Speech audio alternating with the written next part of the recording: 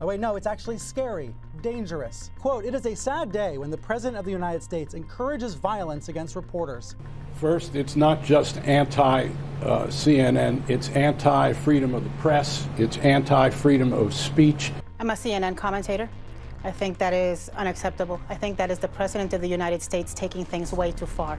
It is an incitement to violence. He is going to get somebody killed in the media. The meme apocalypse is upon us. The day of meme reckoning is here, and the meme war has just gone thermonuclear as we have just entered the Great Meme War 2. And of course, I'm talking about the latest shocking news behind the CNN blackmail hashtag that has gone viral now. Hey everybody, Josh Sigurdson, World Alternative Media here, and of course we are joined by John Doull, and oh man, some pretty entertaining stuff in the news. We talk a lot about fake news. Well, fake news was on full display as of recently, as Andrew Kaczynski of CNN claimed CNN is not publishing Han Asshole Solo's name because he is a private citizen who has issued an extensive statement of apology, showed his remorse by saying he has taken down all of his offending posts, and because he said he is not going to repeat this ugly behavior on social media again. In addition, he said his statement could serve as an example to others not to do the same. CNN reserves the right to publish his identity should any of that change. So something that I think is really important to point out here is that a guy made a meme just showing Trump in a mock-up from his wrestling thing he did a few years ago with the WWE, where he tackled Vince McMahon.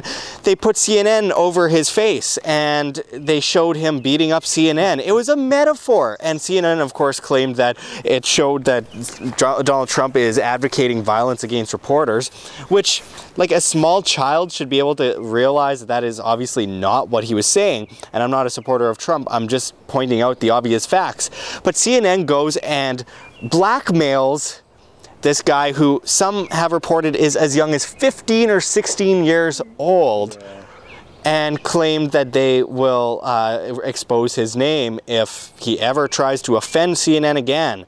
And CNN has put out a statement afterwards saying that they just didn't want any, you know, they didn't want there to be any threats on his life. So basically what they're saying is they don't want any threats on his life unless he does this again and unless he offends us again. Then, yeah. What do you think about this insanity, John? I think it's ridiculous and fairly hilarious. Just CNN showing how incredibly out of touch they are.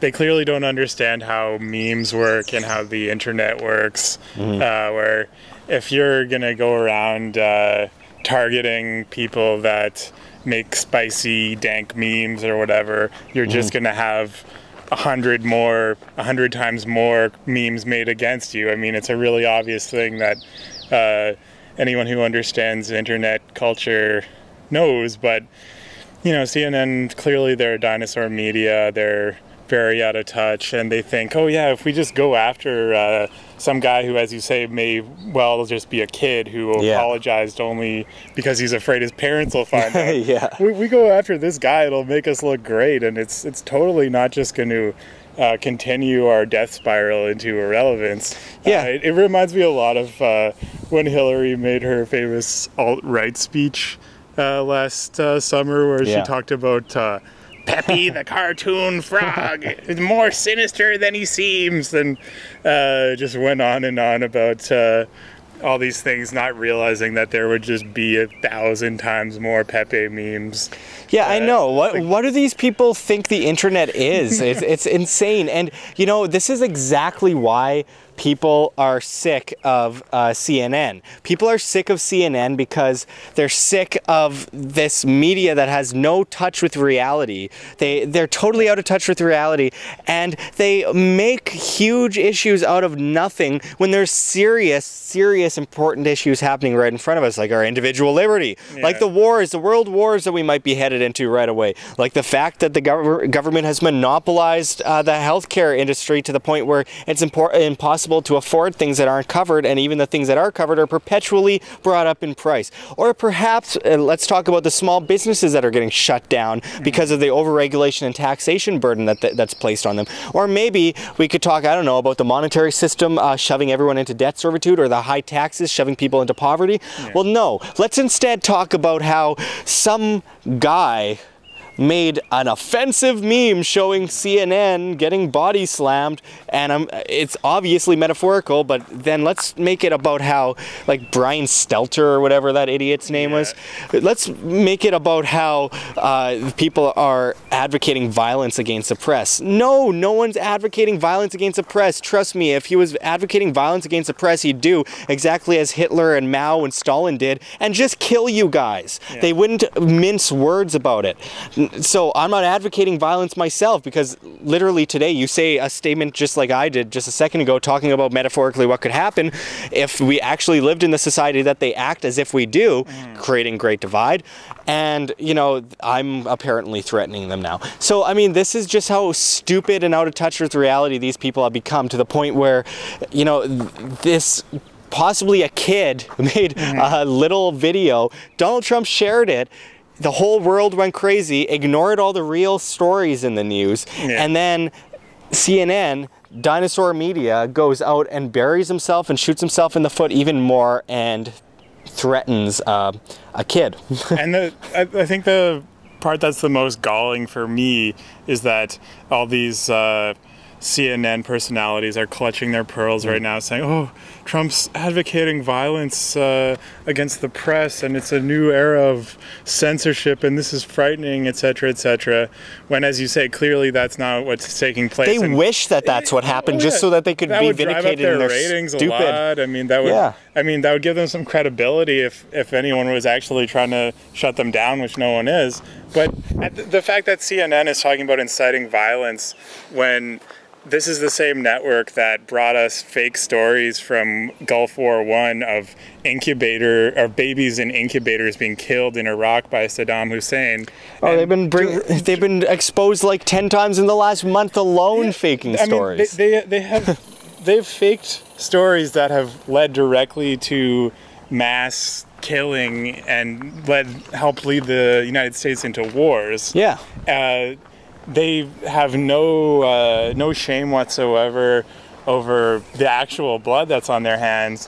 And then, you know, a joke meme gets posted and it's, oh, violence, violence. And I mean, the truth is they're just playing right into Trump's hands. I mean, the average American isn't looking at this story and saying, oh, this is scary. He posted a joke video of a WWF match. They're looking at CNN and saying, wow, these guys are so irrelevant and it's so silly. Well, let's face it, these people on the left and these, you know, crybabies want this to be the case. They want that oppression because they've been crying oppression for so long, and all while advocating actual oppression with the removal of individual liberties and bigger government. They have been pushing for this for so long, but at the same time crying oppression if people aren't extorted to the level that they want to be extorted to. They'll cry oppression if we don't, you know, throw enough people in prison for breaking so-called laws that are victimless, etc., etc., etc. These are the people that cry oppression when there's lack of oppression, and cry, you know, freedom when there is greater oppression. These are the people that supported Obama through everything he did. And while Trump is doing a lot of what Obama did, just as Bush did before, and Clinton did before, and Bush and Reagan, and going back and back and back, it doesn't change the fact that these people want there to be a bigger government. They want there to be further actual oppression and suppression of individual liberties. And they said nothing when Obama came after the press. They said nothing when Obama actually deported more people than any other president, or went to war with more countries, or bombed more countries than any other president. Drone bombing the Middle East every day. Killing babies, absolutely. Sicking the IRS on all those conservative groups, targeting them politically. These people just want to look like the pseudo-intellectuals that they are. They want to pretend that they're smart when really they actually don't care. They're too lazy to care. They don't want to actually look into things. They simply just want to cause divide and discourse, and they want to cause as much anger throughout the populace as possible.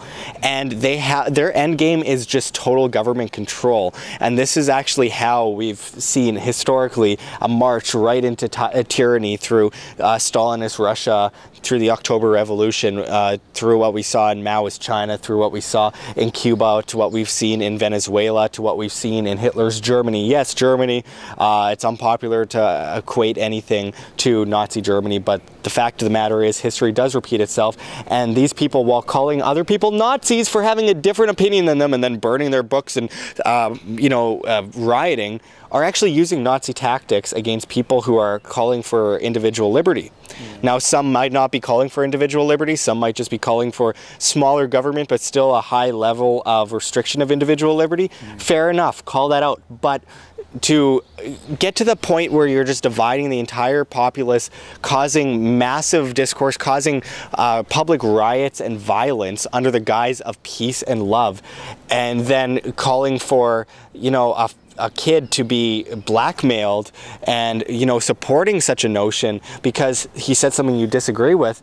Now that is the definition of a possible future tyranny in the making, and I think that it's about time that people start shaking their heads, taking a good look at themselves, and actually trying to research their claims, trying to research what they speak of, instead of being lazy, not caring, and just wanting to look good for your friends and their families. Just pretending like this virtue signaling, just constant virtue signaling and pretending that you're such a great person without any actual knowledge of it, while actually suppressing people's individual liberties even further.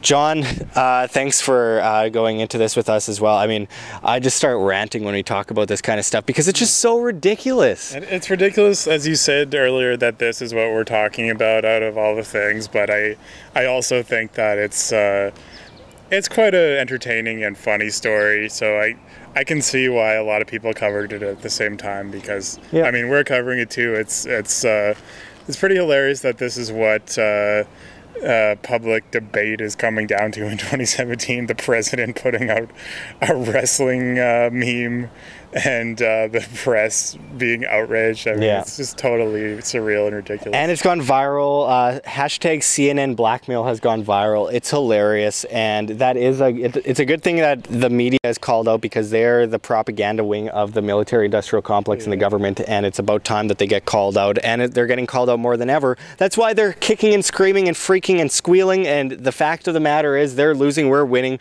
Only 6% of the public actually support or trust the mainstream media. They're dying off, as they should. While they've gotten some extra higher ratings than usual lately because of the divide between Trump and the left and the right as well, it doesn't change the fact that they're still dying. Their viewership is minuscule, the percentages are laughable, and alternative media is set to surpass them within the next 2 years. Alternative media has the dinosaur media in a camel clutch right now. We're body slamming them. There's a reason why Hillary Clinton said there's an info war, there's an information war, and we're losing.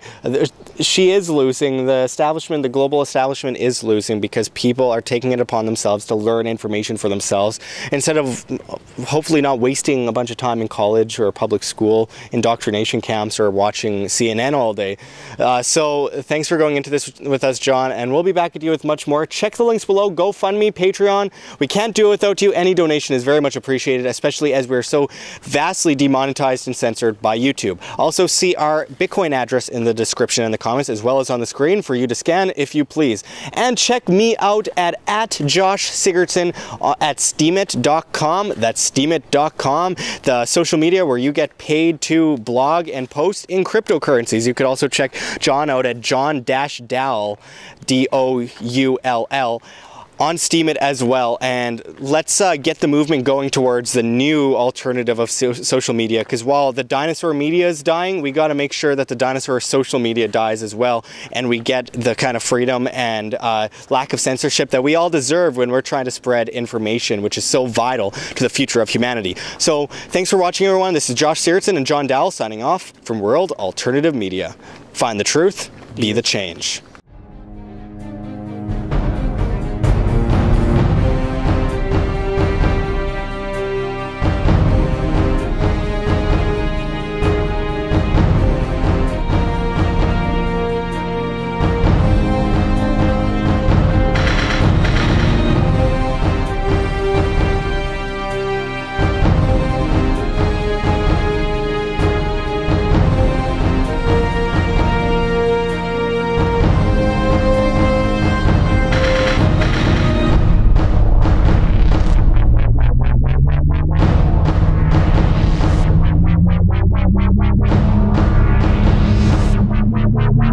Wow.